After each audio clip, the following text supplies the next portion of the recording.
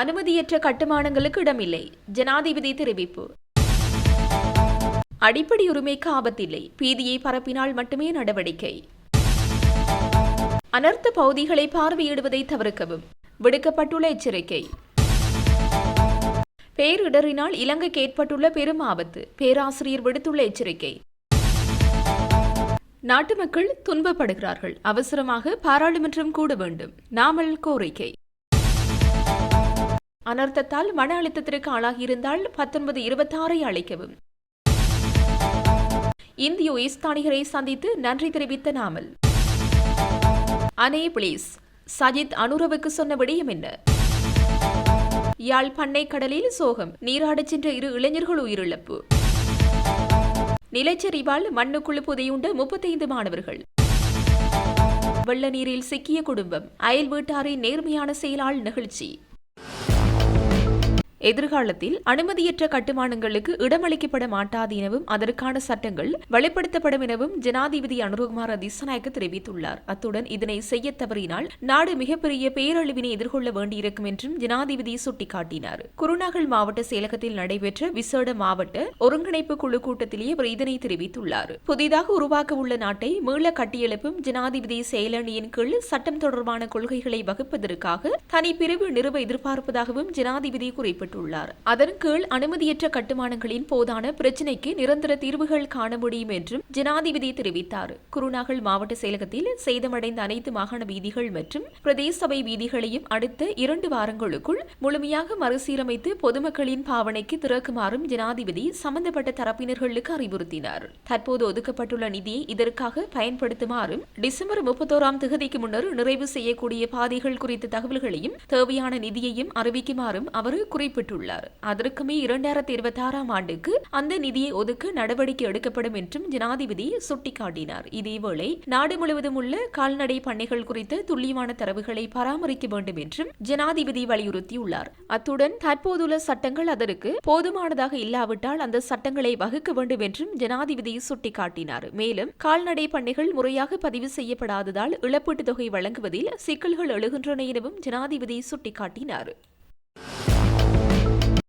அவசரமாக பாராளுமன்றத்தை கூட்டுமாறு பாராளுமன்ற உறுப்பினர் நாமல் ராஜபக்ச பிரதமர் ஹரிணி அமரசூரியவிடம் கோரிக்கை விடுத்துள்ளார். இது தொடர்பில் நாமல் ராஜபக்ச தனது எக்ஸ் தளத்தில் பதிவொன்றை வெளியிட்டுள்ளார். நாட்டு மக்கள் துன்பப்படுகிறார்கள், கிராமங்கள் முழுமையாக நீரில் மூழ்கியுள்ளன, வீடுகள் சேதமடைந்துள்ளன, குடும்பங்கள் இடம்பெயர்ந்துள்ளன, குழந்தைகளுக்கு உணவோ சுத்தமான நீரோ இல்லை, பலர் தற்காலிக முகாம்களில் வாழ்கிறார்கள், சிலர் வெள்ள நீரில் நாளுக்கு நாள் நடந்து செல்கிறார்கள், மழை குறைந்த பின்னரும் வீடுகள் கிடைப்பது உறுதியில்லை. இதனால் அவசரமாக பாராளுமன்றத்தை கூட்டுமாறு பிரதமர் ஹரிணி அமரசூரியவிடம் உத்தியபூர்வமாக கோரியுள்ளேன். 25 மாவட்டங்களிலும் வெள்ளம் மற்றும் மண்சரிவு காரணமாக 10 லட்சத்திற்கும் அதிகமான மக்கள் பாதிக்கப்பட்டுள்ளார்கள். இந்த நேரத்தில் நாம் காலதாமதம் செய்யக்கூடாது. ஒவ்வொரு குடும்பமும் பாதுகாப்பான நிலைக்கு மாறும் வரை பாதிக்கப்பட்ட மக்களுக்கு நிவாரணம் கிடைக்கும் வரை அரசாங்கத்தின் செயற்பாடுகள் குறித்து கண்காணிக்க வேண்டும். இது குறித்து விவாதிக்க பாராளுமன்றம் ஒவ்வொரு வாரமும் கூட வேண்டும் என அவர் பதிவிட்டுள்ளார்.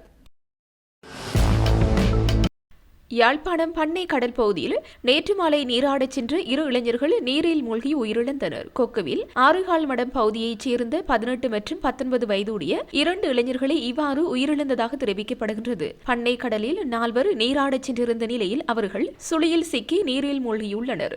இதனை கண்ட அப்போது மக்கள் போலீசாரின் உதவியுடன் 4வரையும் மீட்டு யாழ்ப்பாணம் போதனா வைத்தியசாலையில் அனுமதித்தனர். எனினும் அவர்களில் 2 சிகிச்சை பலனின்றி உயிரிழந்துள்ள நிலையில் ஏனைய 2 தொடர்ந்தும் சிகிச்சை பெற்று வருகின்றனர்.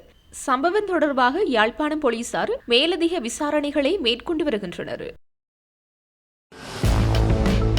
இயற்கை அனர்த்தங்களால் இலங்கை பாரிய பேரழிவை எதிர்கொண்டுள்ள இந்த நெருக்கடியான சந்தர்ப்பத்தில் முதல் பதிலளிப்பாளராக இந்தியா வழங்கி வரும் ஒத்துழைப்புகளுக்கு ஸ்ரீலங்கா பொதுஜன பெரமுனவின் தேசிய அமைப்பாளரும் பாராளுமன்ற உறுப்பினருமான நாமல் ராஜபக்ச இந்திய உயர்ஸ்தானிகர் சந்தோஷ் ஜாவை சந்தித்து நன்றி தெரிவித்துள்ளார். கொழும்பில் உள்ள இந்திய உயர்ஸ்தானிகரின் உத்தியபூர்வ இல்லத்தில் அவரை சந்தித்து நாமல் ராஜபக்ச நன்றி தெரிவித்துள்ளார். உயர்ஸ்தானிகருடனான சந்திப்பு தொடர்பில் தனது உத்தியபூர்வ எக்ஸ் சமூக வலைதளத்தில் பதிவிட்டுள்ள நாமல் ராஜபக்ச இலங்கையில் ஏற்பட்ட வெள்ளத்தின் போது இந்தியா வழங்கிய விரைவான ஆதரவுக்கு எங்கள் உளமார்ந்த நன்றியை தெரிவிப்பதற்காக இந்திய உயர்ஸ்தானிகர் சந்தோஷ் ஜாவை சந்தித்தேன். இந்தியா சவாலான காலங்களில் தொடர்ந்து எங்களுக்கு முதல் பங்களிப்பாளராக இருந்து வருகிறது. இந்திய அரசாங்கத்திற்கும் மக்களுக்கும் நன்றி என குறிப்பிட்டுள்ளார்.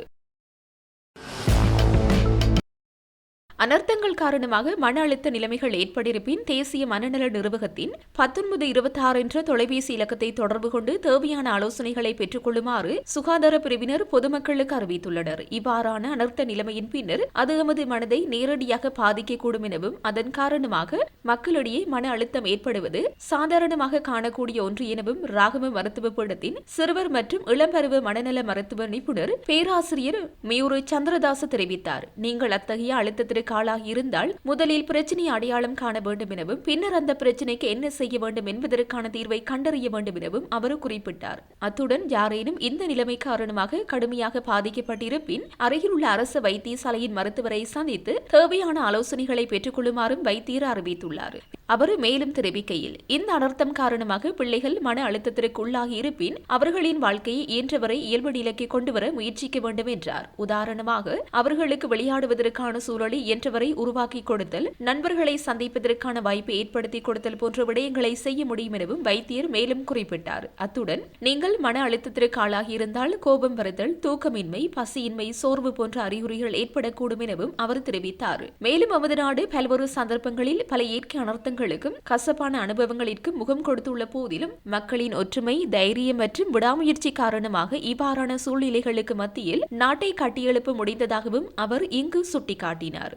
இம்முறை வெள்ள நிலைமை மற்றும் டிட்பா புயல் காரணமாக பாரிய அனர்த்தம் ஏற்பட்டது. இவ்வாறான அனர்த்த நிலைமையின் பின்னர் எமது மனதிற்கு முதலில் தோன்றுவது எமக்கு பெரியதொரு துன்பம் நேர்ந்துவிட்டது என்று ஆழ்ந்த கவலையாகும். அத்துடன் வெறுமை, நம்ப முடியாத அதிர்ச்சி மற்றும் எதையும் செய்ய விருப்பமில்லாத நிலையும் ஏற்படலாம். இந்த அனர்த்த நிலைமை காரணமாக நீங்கள் துன்பத்திற்கும் துயரத்திற்கும் ஆளாகியிருப்பின் உங்களுக்காக உதவுவதற்கு இலங்கையில் உள்ள அனைவரும் தயாராக உள்ளனர். எனவே உங்கள் முயற்சியையும் எதிர்கால மீதான நம்பிக்கையும் கைவிட வேண்டாம். வீடு இழந்திருந்தாலும் குடும்பத்தில் ஒருவரை இழந்திருந்தாலும் உங்கள் மனதில் உள்ள நம்பிக்கையை மட்டும் கைவிடாதீர்கள் என்று தெரிவித்தார்.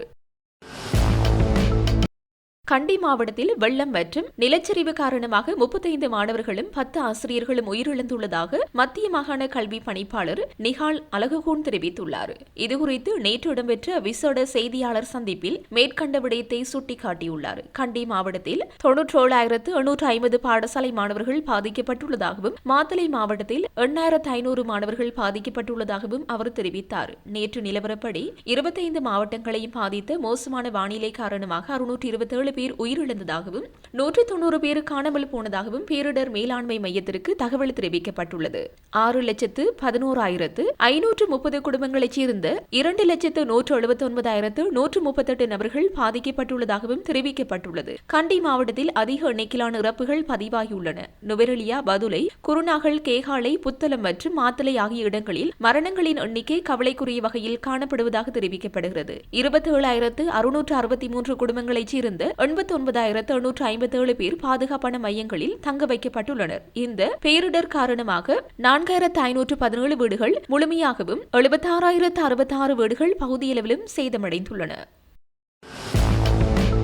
நாட்டில் ஏற்பட்ட பேரிடர் காரணமாக வெளிநாட்டு உதவி மற்றும் நன்கொடைகளை முறையாக நிர்வகிக்க அரசாங்கம் நடவடிக்கை எடுத்தால் மிக குறுகிய காலத்தில் நாட்டை மீண்டும் கட்டியெழுப்ப முடியும் என்று பேராதனை பல்கலைக்கழகத்தின் பொருளாதார மற்றும் புள்ளியியல் துறையின் பேராசிரியர் வசந்த அத்துகோரல தெரிவித்துள்ளார். நாட்டின் மக்கள் தொகையில் சுமார் 10% விவசாயம் மற்றும் தொழில்துறைகளிலும் கடுமையாக பாதிக்கப்பட்டுள்ளதாக அவர் குறிப்பிட்டுள்ளார். இந்த நேரத்தில் நாட்டிற்கு கிடைக்கும் வெளிநாட்டு உதவிகளை முறையாக நிர்வகித்து புதிய பார்வையின் கீழ் புத்திசாலித்தனமாக செயற்பட வேண்டும் என்றும் அவர் சுட்டிக்காட்டியுள்ளார். மேலும் பேரிடர் சூழ்நிலை நாட்டின் பொருளாதாரத்தில் கடுமையான தாக்கத்தை ஏற்படுத்த வாய்ப்புள்ளது. பேரிடர் சூழ்நிலையை நாட்டை இயல்பு நிலைக்கு கொண்டு வருவதற்கான ஒரு ஆசீர்வாதமாக எடுத்துக்கொள்ள வேண்டும் எனவும் அவர் கூறியுள்ளார். இந்த ஆண்டு 5% பொருளாதார வளர்ச்சி எதிர்பார்க்கப்பட்டது. முதல் காலாண்டில் பொருளாதார வளர்ச்சி விகிதம் 4.8%, இரண்டாவது காலாண்டில் 4.9% இருந்தது. எனினும் பேரிடரினால் பொருளாதாரம் கடுமையாக பின்னடைவை சந்திக்க வாய்ப்புள்ளது. ஒட்டுமொத்த பின்னடைவிலிருந்து மீள சிறிது நேரம் எடுக்கும். தற்போது பல்வேறு நன்கொடைகள் உட்பட அதிகளவான வெளிநாட்டு உதவியை பெற்று வருகிறது. இந்த உதவி அதிகாரப்பூர்வமாக ராஜதந்திர மட்டத்திலும் பல்வேறு அமைப்புகள் மூலம் தனிப்பட்ட முறையிலும் பெறப்படுகிறது. பெறப்படும் வெளிநாட்டு உதவிகளை முறையாக நிர்வகிக்க வேண்டும். மேலும் நாடு அதன் தற்போதைய நிலையை மீட்டெடுக்க நல்ல தொலைநோக்கு பார்வையுடன் செயற்பட வேண்டும். அரசாங்கம் தற்போது $3 பில்லியன் வெளிநாட்டு கடனை அடைத்து வருகிறது. எதிர்காலத்தில் கூடுதலாக $2 பில்லியன் சேர்க்கப்படும் என அவர் மேலும் தெரிவித்தார்.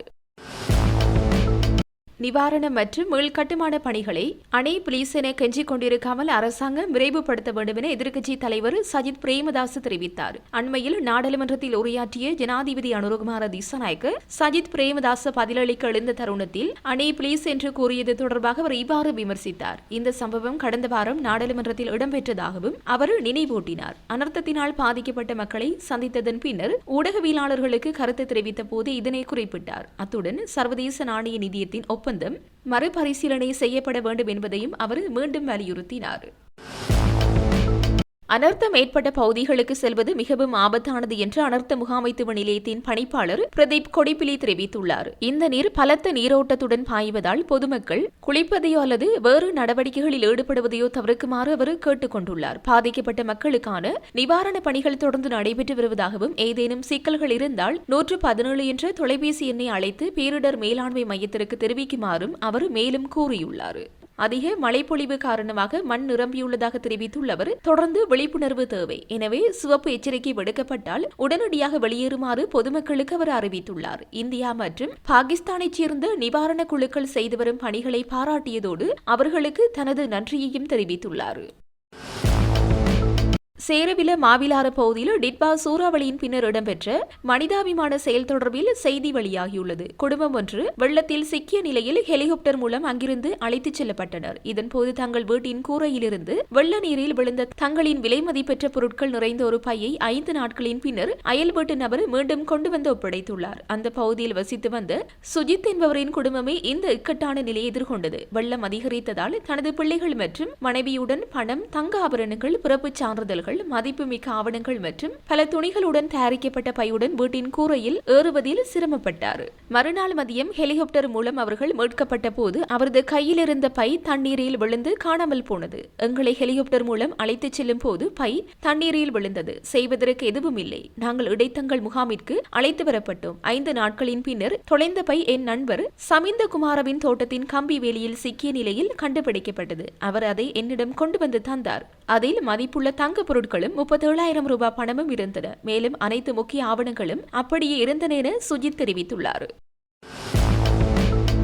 அதிக விலைக்கு குடிநீர் போத்தல்களை விற்பனை செய்த விடுதியொன்றிற்கும் தனியார் நிறுவனம் ஒன்றிற்கும் 1 மில்லியன் ரூபாய் அபராதம் விதித்து நீதிமன்றம் உத்தரவிட்டுள்ளது.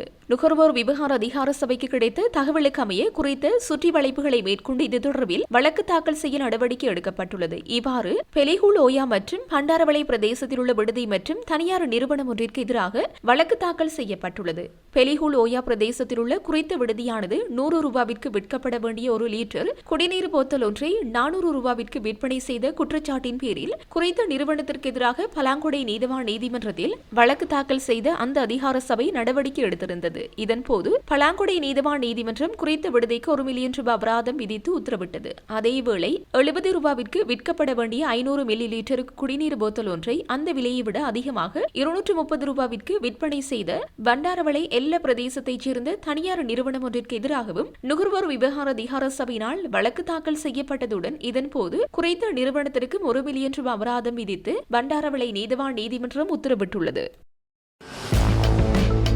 அனுராதபுரம் மாவட்டத்தில் உள்ள கால்நடை பண்ணையொன்றில் வெள்ளம் மற்றும் மின்சார தடை காரணமாக மனித பாவனைக்கு பொருந்தாத நிலை அடைந்த 12,000 கிலோகிராம் இறைச்சிக்கு பொது சுகாதார பரிசோதகர்களால் நேற்று முத்திரையிடப்பட்டது.